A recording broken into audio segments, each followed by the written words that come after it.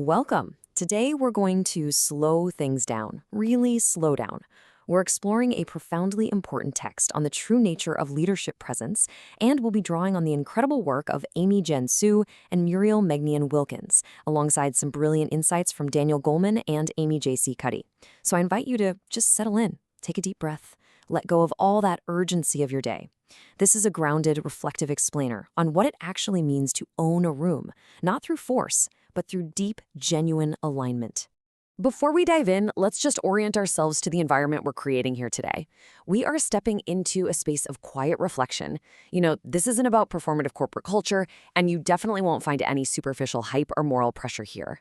Leadership, at its core, is a practice. It's not an ideology. It requires daily intentional cultivation. So we're just stepping away from the noise for a bit to focus on the steady, thoughtful, and dignifying work of authentic presence.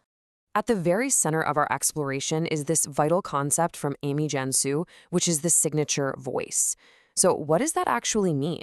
Well, a signature voice is a means of self-expression that is distinctly and uniquely your own. It's really the absolute anchor for true grounded presence. It isn't some persona you put on like a suit before a big meeting. Rather, it's that delicate, intentional balance between demonstrating your authentic value and creating a genuinely positive connection with the people around you. Now, when we stray from our authentic selves, which happens to all of us, we tend to fall into one of two extremes. On one side, we have the driving voice. Think of that leader who overcompensates by dominating a meeting, right? The one who forces their agenda through sheer volume or momentum. And then, on the exact opposite side, we have the supportive voice. This is the leader who actually possesses the right answer, but kind of shrinks away into silence just to avoid ruffling feathers. And the truth is, neither of these default states really allows you to truly own the room. So, how do we move away from those extremes? Well, we have to first develop what Insight for Alignment calls internal authority. In our source material, this is actually referred to as your voice for self. Now, internal authority isn't about dominating a space. Not at all. It's about the quiet, resolute courage to simply be oneself. It means being able to clearly and calmly articulate your distinct value and your ideas. You're standing firmly in your own competence without feeling this need to force others to submit to it. But, internal authority all by itself can be incredibly isolating. It really has to be balanced with discernment and connection, which we call the voice for others. Harvard researcher Amy J.C. Cuddy notes something fascinating here. She says warmth is the true conduit of influence. And her research actually reveals that people evaluate your warmth in a fraction of a second, way before they ever assess your competence. If you only project competence without that foundational warmth, sure, you might secure compliance, but you're never going to earn true engagement. Section 1. The ACE Framework. Pillars of Alignment and Presence. So how do we systematically bridge that internal authority with outward connection? We do it through these three pillars: assumptions, communication, and energy. And I want to be clear, we are not treating these as quick, trendy corporate hacks. These are deeply intentional pillars of alignment, and they require a real commitment to inner work. When we manage them actively, they stop us from slipping into those ineffective driving or passive states we talked about earlier. Let's dive into that first pillar. Checking our assumptions. This is really the mental conditioning required to stand firmly in your internal authority. It involves continually updating your understanding of the unique value you actually bring to the table.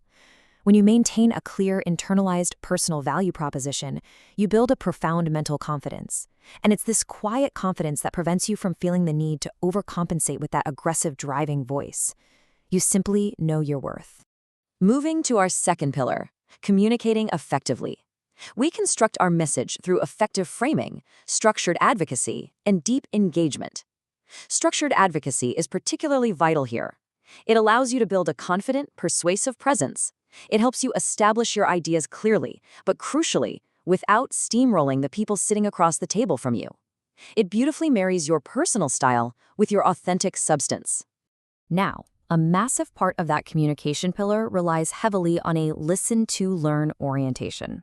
A lot of times, we just stop at surface listening, but true alignment requires us to move much deeper, through issues-based listening all the way down to emotions-based listening. This is exactly how we practice deep discernment. By reading those nonverbal cues and the underlying mood in the room, we start to uncover the true agendas at play. Ultimately, we make people feel deeply seen and heard. And that brings us to the final pillar of ACE, which is energy. You know, that driving voice we mentioned is often the result of this high-octane, unmanaged, anxious energy that just ends up intimidating colleagues and creating friction in the room. Deep self-awareness of the physical and emotional energy we bring into a space is absolutely crucial.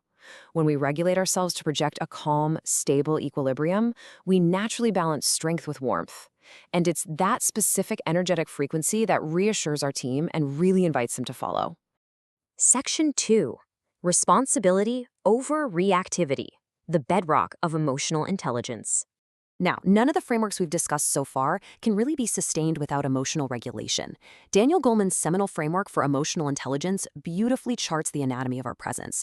Foundational elements like self-awareness, which is knowing your own drives, your values, and your impact on others, and self-regulation are absolutely paramount here.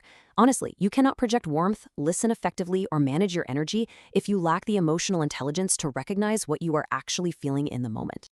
Through the Insight for Alignment lens, we actually reframe Goleman's concept of self-regulation as responsibility over reactivity. This is the ability to control disruptive impulses and just suspend judgment. Our biological impulses will always drive our emotions, right? But we don't have to be prisoners to them. By creating that tiny intentional pause between a stimulus and a response, we maintain our alignment. We respond with responsibility rather than just reacting out of fear or ego. Often, the corporate world totally obsesses over executive presence, which tends to focus superficially on how you dress and how slick you sound.